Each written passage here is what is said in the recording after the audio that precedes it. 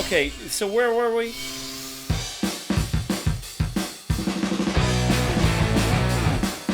Right, Troy's team had put the 41 Fleet line together for a photo shoot with Wheel Hub magazine.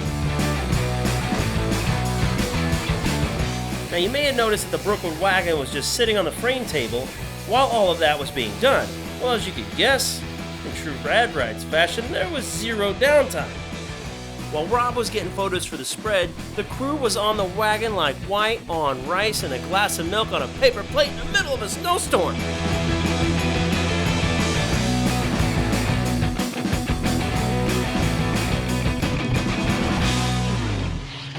Now I said the crew, but where was Troy? You know, that's a good question.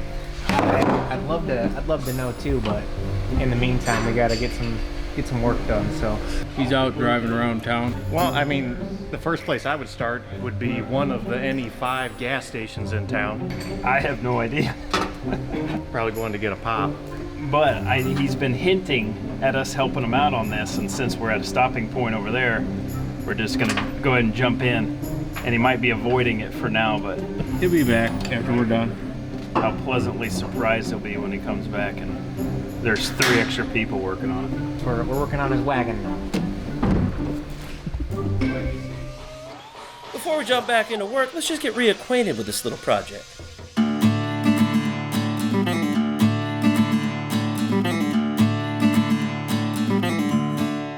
When it arrived, this Brookwood Wagon was a beautiful survivor with only 2,000 miles on it.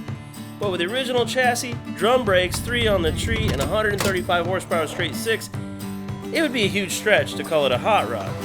But that didn't stop Troy from attacking it with the enthusiasm of a 20-year-old. So they started to modify the body to fit the new chassis. Adam cut the old trans tunnel out, hoping he wouldn't have to put in a new one. And then they started to clean up the engine bay by putting in a new firewall as Troy fitted the body mounts. Oh, and I can't forget, they dropped in a new LSX with a big-ass turbo. Troy was hell-bent on turning this slow survivor into an asphalt melting beast.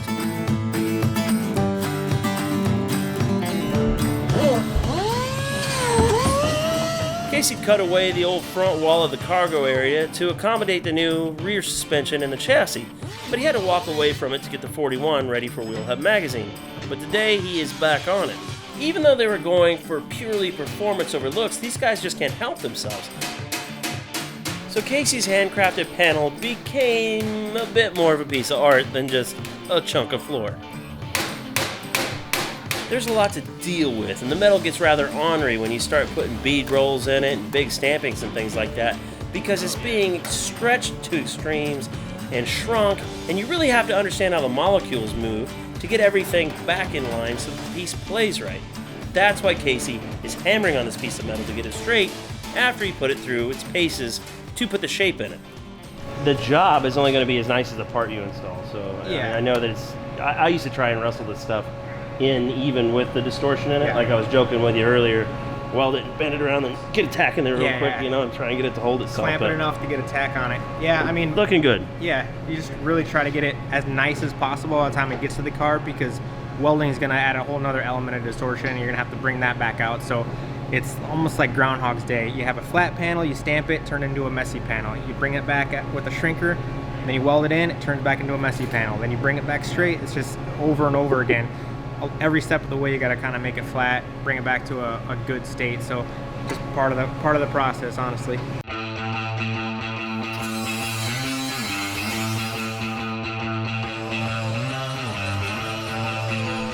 Troy came back into the ring to finish up the exhaust, and Adam was able to get his take on how his hours add up. I worked all day yesterday on that. That's a day and a half I get. Half a day the other day. But wait a second. Now you got 4 extra guys on this now. Yeah, but so what you're telling me? I'm really good though. I know that's what I'm saying. Your math. I'm worth your 4 day, guys. Your day is I'm worth 4 guys. each one of these guys a day I've and earned a it. half. I've earned it. Okay, so 4, 5, 6.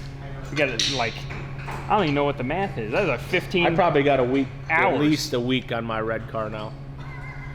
With these guys, we don't even need that long. No, they probably don't need a week. That's that simple. Unless you keep shoving them further outside. Simple sheet metal stuff. It's going to be 65 out today.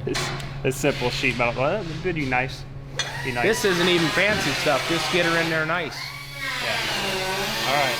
All right.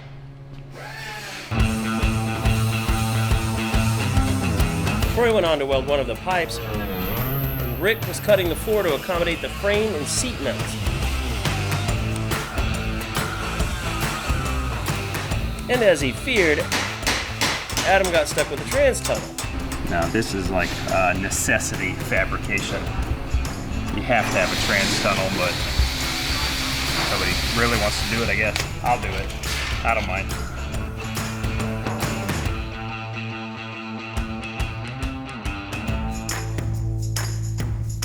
At Rad Rides, even when you draw the short straw, you guessed it, they can't help themselves.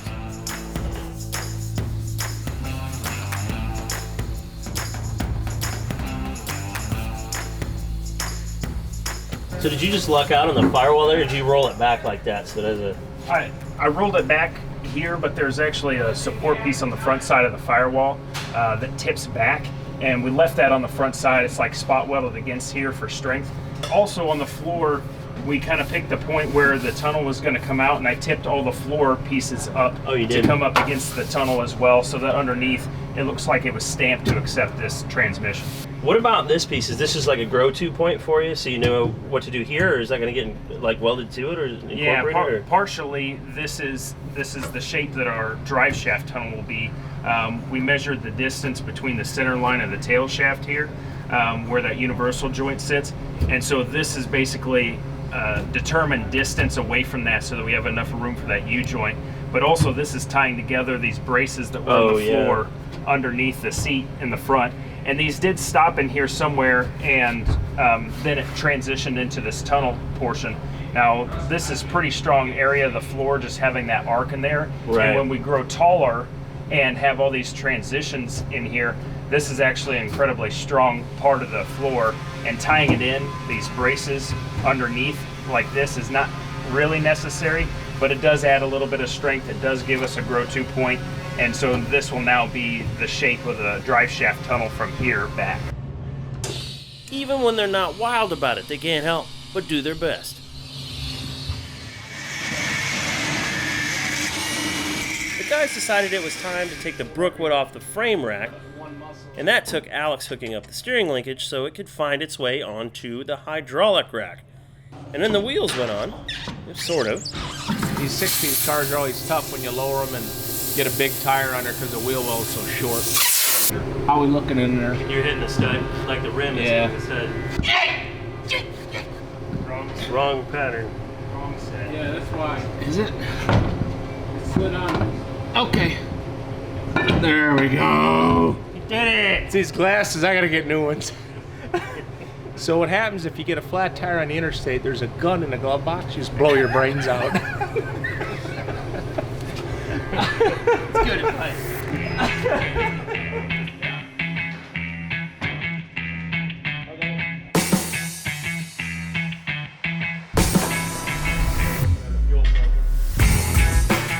As soon as the transfer was made, Alex went straight in for more modifications. We're gonna make a bracket for the firewall there that comes off the engine, so we can actually wire the engine when it's out of the car. This will simulate the can plug in the firewall back here, where you see the 3 holes. And we'll make a little bracket that'll be fixed off the engine. It'll come up and go like however it is on the firewall, and it'll stay stationary, so we can bolt this to the engine when we get it out. And I can make the harness outside the car rather than crawling over the fenders. Alex was working on fabricating a new home for the wires so they could keep a clean looking firewall. Nobody wants to pop the hood and see a bunch of wires that lack discipline.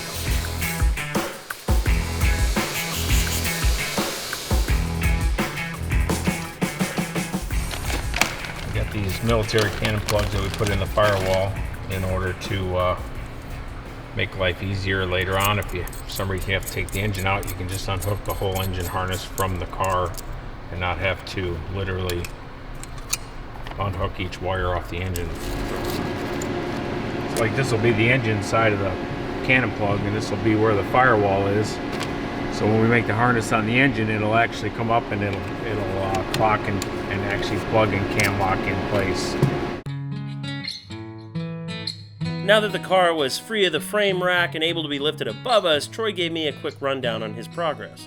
Yeah, we just did a little crossover here and got the manifolds on it, but I just did a 3.5, and a 3.5's a little big to get through the back, so then I just switched it to 2.5s, and then, you know, a lot of these like I've done in the past where I don't want to choke the thing because it's turbocharged, but I don't want it super loud, you know, we just want to cruise in this thing. So I did the big 50 series truck muffler, and I think it'll have enough volume, plus it should be pretty quiet. Cut the ends off, put my own ends on it, and then I even cut like a drive shaft little relief in the top, so it's got a little half moon in the top. So nice. Normally I don't do V-band clamps anymore. I do the triple slip stuff like I did here. Okay. But I did the V-band just because that way you can just take the 4 hangers, you can drop it straight down. Otherwise you can't, you know, you can't get it apart. Yeah, so, there's not a room to yeah, so that's why I separate it. did it that way. And then 2.5 on the tailpipes, and then I went to 3-inch in the back, 3 feet of it just for looks. I don't think it'll matter, but should be pretty good. Like I said, it shouldn't be too noisy. And worst case scenario, if it was too noisy for any reason, but I don't think it will be going through the turbo, we can always come back here and, you know, fish a resonator in back there if we wanted to. One thing we really try to pay attention to on the exhaust is true radiuses. You know, when we're cutting through our radiuses, it's not a 38-degree cut, you know, it's a 45 or it's a 90, or, you know, try to keep it that way. And if you just have a couple simple rules of thumb, it seems to lay out pretty well. It adds a degree of, I mean, difficulty to the process, but it looks so much better. A lot of guys, it's the last thing they do. You know, Yeah. the car's all done and they're like, okay, yeah, let's do the exhaust now. Well, now you're absolutely limited to what you can do with it. You know, now you're dealing with what you have and you don't want to move nothing because whether the chassis is painted or powder coated, so it's an absolute must that you do it in the fabrication stage. But you know, Yeah. you've seen a lot of really nice cars in the past. You look, see it from a distance, and you see exhaust hanging underneath it. Yeah, right. You know, you go Yeah. drive it, and it's the rockers have 6-inch of clearance, but you tear the exhaust off because it's got 2. So one thing too, I know you noticed it, but we did the intercooler right here for the turbo, and one thing was a concern from the beginning is just, you know, you don't want to see any of this stuff, so we're able to package the boost tubes, you know, Yeah. and fit them underneath the gravel guards or whatever you want to call them. So that ended up packaging pretty well. We came out of the turbo with a 3, and then this is 3.5. That is awesome. And then it goes to 4 up inside. So the inner fenders, Adam modified them for me to fit around the control arms, and we metal finished them, so we'll just powder coat those, powder coat the core support, nothing fancy. This will look real tidy. You know, a lot of guys are doing the, us included in the past, the fake old retro look under here, you know, like you're trying to fake somebody out. But we wanted this, when you look under, it's like, yeah, it's pretty hardcore. Yeah. You know, we're not trying to fake anybody or trick anybody. This and then, is- you know, it is what it is. And then all the exhaust, the downpipe, the snail, the manifolds, everything will have the Inconel wrap like we run on the race cars. Cool. So I mean, when you look under, you'll know it's like, oh yeah, all kinda, business. it's business. Yeah, this yeah. ain't- It's just the right amount of everything. It's not too much, it's not too little. It's just Yep. all mechanical looking. Yep. And this is what most people wish was under their head when they Yeah, popped and the it. balance is important, you know. So Yeah. put the turbo there. The battery was normally there, so obviously I just moved the battery to this side, you know, to keep this balance right. Yeah. And then the way this is, you know, kind of packaged with the power steering cooler, trans cooler, blah blah blah, and then we have our new Bosch electric master cylinder, which is fairly big, works incredible. Yeah. So that's why I go back to making the cover on the Firewall like these old cars may have for the heater core area. All it is a pass through, but now it balances it, you know. Otherwise it'd be, you know, that's there and the Firewall's flat. Yeah, So yeah, it there's gives it nothing some going on. depth to it, so it kind of balances out pretty nice. And then your big pipe here, so we move the overflow tank kind of down into that area. Cool. So there's no big voids anywhere. Pay a lot of attention to that. When we run the 4L80, so it's a little bigger. Yeah, it's big, but it doesn't fail. But no, absolute best. For this stuff, there is no other transmission. We run these Yeah. 6, 8, 10 speed stuff, and it's fine. I don't like them as well. These are bulletproof and And the everything. gear spacing and everything just makes sense on them. Yeah. It's real. Yep. real 1 nice. ton truck converter, letter E. But everything's done under the dash. I actually cut the cowl out of the car to move the air conditioner up, so I cannot handle, you know, the evaporator box sitting on your feet. Yeah. So I cut the cowl out and moved it up 4 inches, so now the box is way up inside. And when you say cutting the cowl out, I mean, I think people should realize that's a huge problem on these cars, really, because you Yeah. have that separate void in there. Yep. And it takes up a lot of the under dash room. Ton. But then you can't poke a hole in it. You can't mount No, anything it's to it. gonna leak because, water. Yeah, Yep. water will come right Yep. in. And then we just had to do a little one panel in the back behind the rear end just to scoot it back just a little bit. Yeah. On the back side there, it gave us about 1 inch more clearance. but that way we're able to retain, we're able to retain all of the, the rear metal can go back in there. It folds up and everything. And this was a Brookwood, so it's a cheap car. So it has the brackets for the rear seat, but it doesn't have a rear-facing seat. So. Oh, okay. Yeah, that's right. So that'll just be storage because I'm going to run the stock tank in the wheel well now. That's cool. And you can put the spare tire back. Actually, we'll put a small spare in there, probably, and then we're going to run rear air. So we'll have a rear air unit in it, and hopefully I'll sneak the vents in the headliner blowing down. So it'll make it more enjoyable for the people riding in the back seat, not burning up. But plus, for your heavier friends. Yeah, or perhaps the shopping. The big boys. Yeah, the big boys. It's really cool to see Troy's evil plan to convert a lethargic, but perfectly preserved, old grocery getter into such an unlikely high-performance machine. I can't wait to shred the tires when it's done. Now, I mentioned before that you can't really swing a dead cat in here without hitting an interesting car in this shop. And there's one here that was made by someone who I consider the godfather of modern hot rods. Yeah, Jay, in '96, Boyd built this car. This was one of the last ones to leave the shop before it closed, basically, somewhere back in that era. I'm not probably totally accurate, but nice car, and customer of ours that we did a little bit of other work for bought it at an auction. So we've actually done quite a bit of work on some of the old Boyd cars. Michael Anthony stuff, I've done several for him, and Roger Ritzau's got the Boyd 46 car. And, yeah, I remember that one. Yeah. So we've done quite a bit of repair work on him over the years, and I had a lot of respect for Boyd. And he obviously had his own style, just kind of sleek, cleaned off, straightforward, kind of straightforward on the engine, and just built a nice car. So all the work that we've done in the past on these things is just repairing them, and I don't want to change them much because out of the respect to Boyd. And and he had a good-looking car, timeless. This one here we have done a little bit. It was black and chipped silver on top, so we just repainted the top a little darker, and then it had one with some Little John knockoff wheels on it, basically, or Boyd Little John, and looked good but really dated the car. So we kind of we added the mirrors. It had the little painted Boyd mirrors before. Yeah, which are also kind of kind of street roddy. So we went with a little bit more nostalgic mirror, painted wheels. We got 36 Ford hubcaps to go on all that yet. Cool. Has taillights extensions now instead of just Frenched in, and just little stuff. We're actually changing the interior also, so we're going to do a new top on it and redo the interior, just a little more modern amenities, and a little bit, maybe a little step above, I guess. The dash is quite a bit different. It had the little Boyd billet thing, which was his style, which was nice, but we went with a little more retro style, like kind of nostalgia custom, so just to fit in with today's things without changing it too much. And I guess the one major thing we did do, which I almost forgot about, it had a rumble seat in it. So you got to climb on the fenders to get in it. Yeah. So it really killed no trunk space for him, So, and Bob wants to drive the car and stuff. So we actually made a deck lid for it and a rain gutter and everything. So now it's got a full deck lid. And these cars are rare. I mean, a 37 convertible, as you know, like the one Chocolate Thunder that got stolen, or I hate that name, but Craig's 37 that got stolen. Yeah. I was just trying to buy the back of one of these to get a deck lid and things, and you just couldn't. I mean, if you bought a junk one, it was 10 grand. So we just made the deck lid and made the rain gutter, but it's a lot more useful now. Now it's got a full trunk. Yeah. I got a question. I mean, we're always talking about George, and he's obviously a huge influence in the hot rod world, and I think he comes up just about every episode, but is this the same grill that we used in Craig's 37? Yeah, that's the one that George paid for. Originally, Don Pilkington built them. Yeah. And George paid for all the laser program to cut them all out and all the layout originally, and then Don was selling them. And it's a nice grill. It's probably one of the best ones you can buy for this car for sure. It's all stainless steel. Yeah.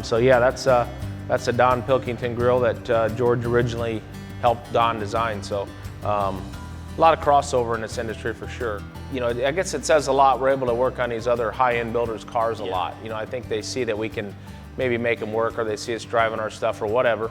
Yeah. Just like the 33 here, that good customer of ours, Matt, bought it. And that was built in Canada about 6 years ago, won the Ford Design Award and everything else. Oh, it's a killer car. And it's an awesome car. And we actually built the intake for it back then. He called and wanted one of them intakes like we built for Roger's 32. And I'm like, man, we made that on a bandsaw and a Bridgeport, you remember? Yeah. So I'm like, I don't have nothing. He goes, I'll pay you. I'd love to have one. So Lawrence, we redid the stuff on the CNC, and we have a program for it now. But so we made the intake, sent them to them back in the day, and There was a huge learning curve even on that, trying to get it. I remember getting like the equalization between the 8 stacks individually figured out and all having that. a vacuum chamber for the map signal was important. Yeah. And Roger's car runs fantastic to this day. And It does, And yeah. then this one, we did a few little things that they missed when we sent them up the intake, and some pedal arrangement stuff, and just making it a little bit more drivable for Matt since he bought it. But like I said, this was a Sloanecker Award winner. It was a Ford Design Award winner. Had a lot of success in a short time. So, there again, we get to work on another really nice car that we didn't build, and we're, they feel that we can maybe bring it to that next little level of usability per se. So We're gonna take this thing out sometime. yeah, it'll be fun. It's hard to see out of. Well, all of them. that's- all of them that are chopped that much. You gotta exactly. stay back from the light. Doing one of these things. Right. It's the price of looking that radical. Though, Yeah, I but guess. it's cool. It's a nice car.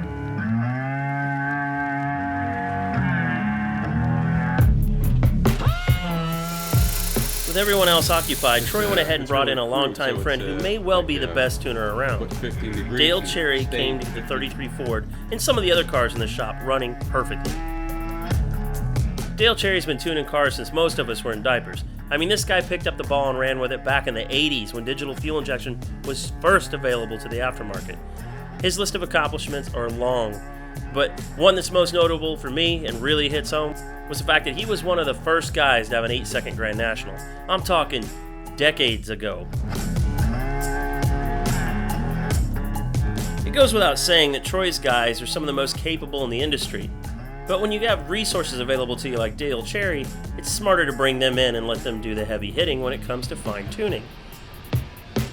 Now with the 55, what Dale discovered was that the tune from the factory actually was configured up blocks, kind of like looking at stairs.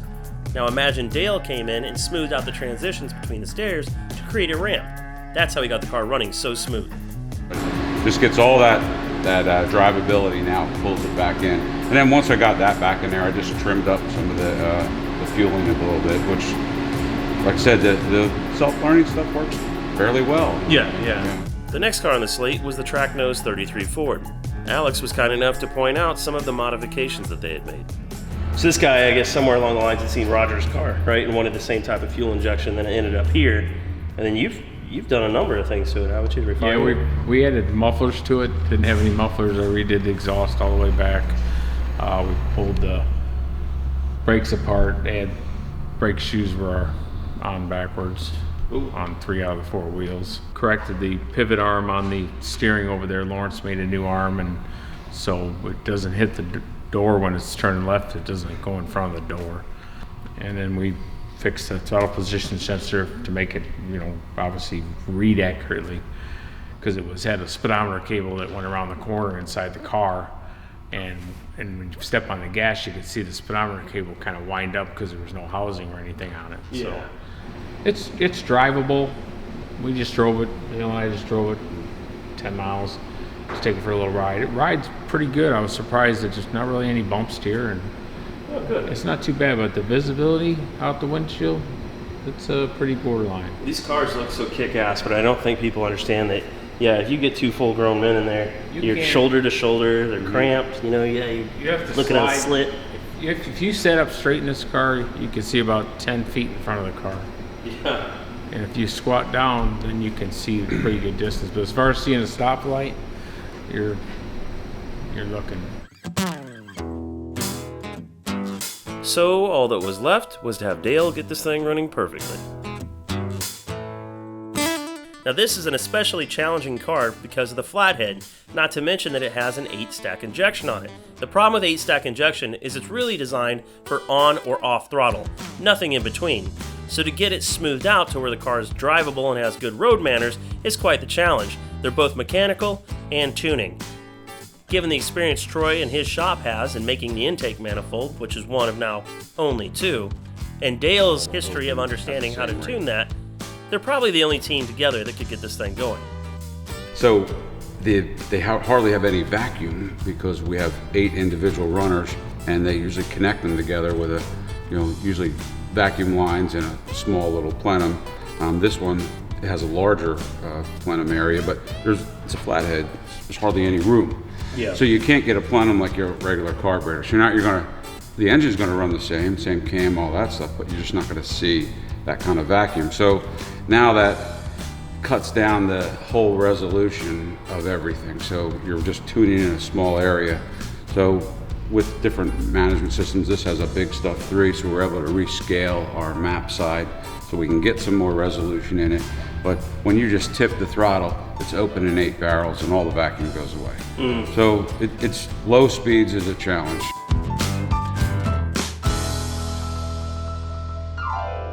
Being the creature of opportunity that I am, I offered to take Dale out on a drive in this award-winning car so he could assess the drivability. I know, I'm a giver. No selfish motives here. One thing I did get was a little bit of praise from Dale. Now when I drive a car, I like to almost stall it when I leave a light, rather than over-rev and tear the clutch up. Yeah, that sounds good. Anyway, it gave him a unique perspective on getting some of the hardest parts to tune, which is known as tip-in throttle or right-off idle. And because of my fine driving skills, he was able to determine that his tune was indeed spot on due to the fact that it performed so well under the harsh conditions of my left and right foot, trying to find balance. Now keep in mind that even with a proper tune, the 33 isn't the fastest car I've ever been in. But that's the point. This Tracknose beauty was built to be a rolling work of art, and it truly is. And now it can be driven and enjoyed without all of the nuances that usually come along with a hot rod. The annoying stuff like not being able to drive it. So with that being said, I'm going to have to get my speed fix when the chicane comes back. That's right, the twin-turbo legend itself is coming back for some odds and ends, and we've got permission to go drive it. So you've got that and much more to look forward to as we keep you posted with the progress at Rad Rides.